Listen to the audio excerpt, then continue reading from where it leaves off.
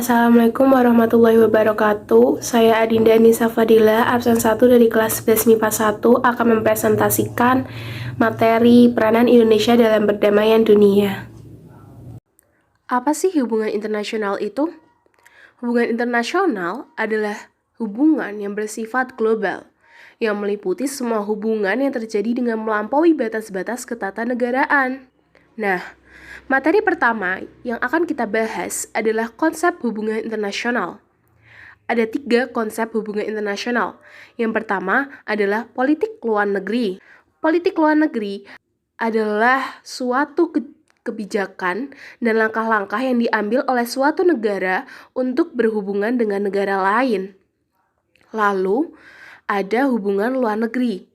Hubungan luar negeri itu adalah kerjasama antar negara berupa unit politik yang didefinisikan secara global untuk menyelesaikan berbagai masalah dunia. Dan yang terakhir adalah politik internasional. Politik internasional adalah politik antar negara yang mencakup kepentingan dan tindakan beberapa negara serta proses interaksi antara negara dengan organisasi internasional.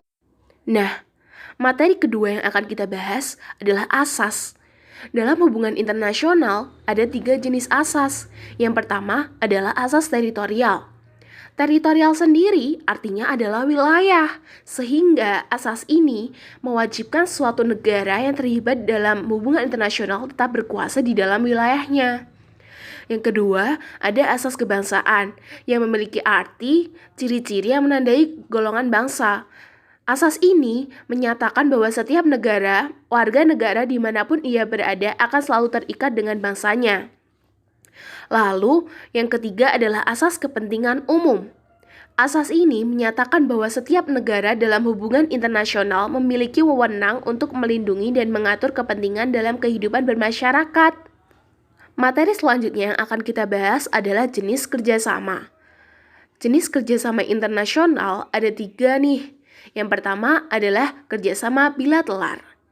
Bilateral adalah kerjasama antara 2 negara karena saling mendapatkan keuntungan.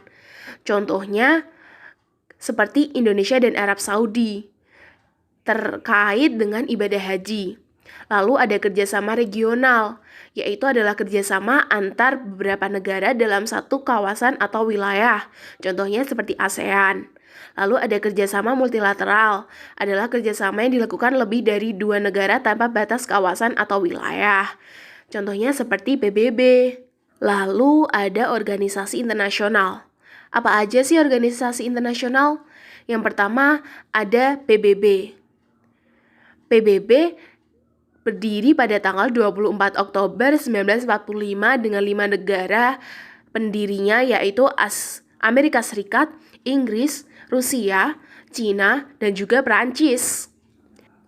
Indonesia resmi menjadi anggota PBB ke-60 pada tanggal 28 September 1950. Lalu ada ASEAN.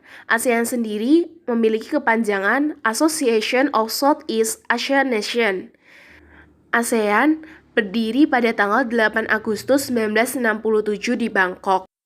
Lalu ada KAA atau Konferensi Asia Afrika, diselenggarakan pada tanggal 18 sampai 24 April 1955 di Gedung Merdeka, Bandung, Jawa Barat.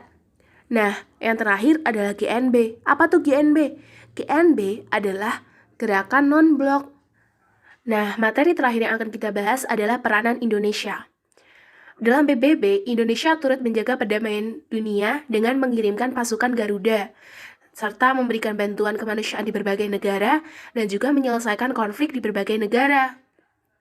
Sedangkan di ASEAN, Indonesia adalah penggagas lahirnya ASEAN, penyelenggara KTT ASEAN pertama di Bali, serta mewakili ASEAN dalam perdamaian dunia. Lalu di KAA, Indonesia berperan sebagai salah satu pemrakasa diselenggarakannya KAA, tuan rumah KAA, dan pendiri Museum KAA.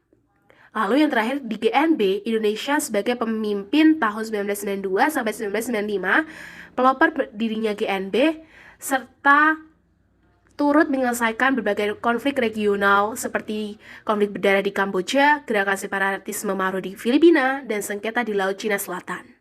Sekian dari saya, bila ada salah kata mohon dimaafkan. Wassalamualaikum warahmatullahi wabarakatuh. Terima kasih.